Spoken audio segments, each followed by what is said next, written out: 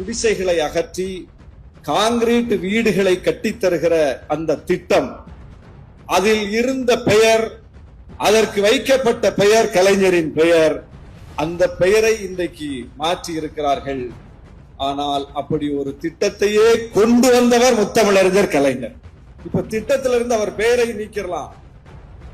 ஆனால் அந்த திட்டத்தை கொண்டு வந்த, அப்படி ஒரு சிந்தனையை ஊன்றிய அந்த வரலாற்றிலிருந்து அவருடைய பெயரை ஒரு நாளும் நீக்க முடியாது. முதலமைச்சரிடம் இருந்த உரிமையை இன்றைக்கு ஆளுநரிடம் கொடுத்திருக்கிறார்கள்.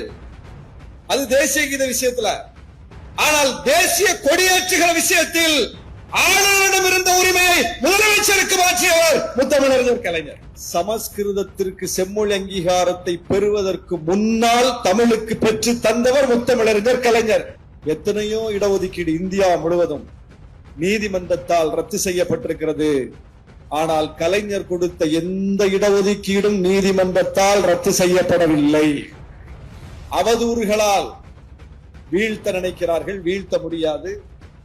இன்றைக்கு திமுக சந்தித்திருக்கிற பின்னடைவு என்பது அது வரலாற்றில் ஏற்பட்டிருக்கிற பின்னடைவு கிடையாது, வெறுமனே ஒரு தேர்தலில் ஏற்பட்டிருக்கிற பின்னடைவு.